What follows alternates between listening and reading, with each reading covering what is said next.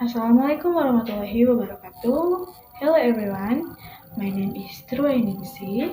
Welcome to my presentation for Introduction to Research in Language Education. In this video, I will answer the exam questions and also explain about qualitative and quantitative research, including the different types of research design that are commonly used in English language teaching. Part 1, Answering the UAS questions. Data collection. Collection data in the right way improves the qualitative of a research study because the data becomes valid, reliable, and relevant to the research objectives. Researchers often face challenges such as deciding what data is truly relevant, dealing with the limitations of research instruments, and difficulties in accessing respondents. Triangulation strengthens the accuracy of findings because data is obtained from multiple sources and methods. In English language teaching, this makes the results more trustworthy and helps teachers design learning activities that better fit student needs. Next, qualitative instruments. Qualitative instruments such as interviews and classroom observations are very helpful to deeply understand how students interact and learn in class. Meanwhile, quantitative methods focus more on numbers and statistics. Both methods are important and complement each other depending on the research purpose.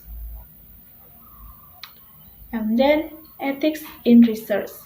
Ethics is important in research because it ensures confidentiality, honesty, and participants' consent. With good ethics, the data collected becomes more trustworthy and the research findings are more reliable. And last, Re-ND and EDR. It is important for students to understand research and development and educational design research. These methodologies help design education programs systematically based on theory and evidence. They also provide real and innovative solutions to improve English language teaching. Part 2, Qualitative versus Quantitative Research. Now, let us move to the final segment part. Qualitative research focuses on exploring experience, behaviors, and meanings. It uses instruments such as interviews, observations, and open-ended questions. The results are usually descriptive, not numbers. For example, studying how students feel about speaking English in class. Next, quantitative research.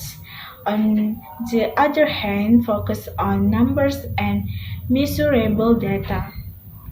It uses instruments like tests, surveys with closed question and statistical analysis. The result can be counted and generalized, for example, measuring the improvement of students' vocabulary scores after a treatment.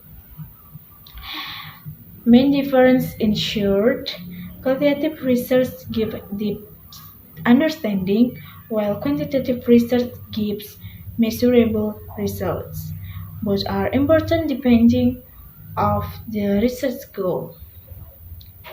Part 3, Types of Research Design.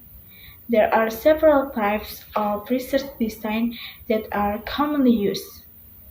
First, experimental research. This design studies because an effect by giving treatment to one group and comparing the results. For example, testing a new teaching method in one classroom. Second, correctional research. This, re- this research looks for the relationship between two or more variables, such as the relationship between students' motivation and their English achievement. The third, classroom action research, also known as CAR. This is done by teachers in their own classroom to solve learning problems. It usually has cycle of planning, acting, observation, and reflection. 4. Content analysis. This method analyzes documents, textbooks, or other materials. For example, analyzing the types of reading text in English textbooks. 5. Case study. A case study focuses on one individual, one class, or one school to study it in detail and depth. 6. Phenomenology. This type of research explores people's lived experience. For example, how students experience learning English online during the pandemic. 7. Research and development. This research develops and tests new educational products, such as modules, teaching media, or learning models in English language teaching. Okay, everyone, that is the end of my presentation. I have explained the answer to the exam questions, the difference between qualitative and quantitative research, and the 7 types of research design. And I hope this presentation helps us all to better understand research in language education. Wassalamualaikum warahmatullahi wabarakatuh.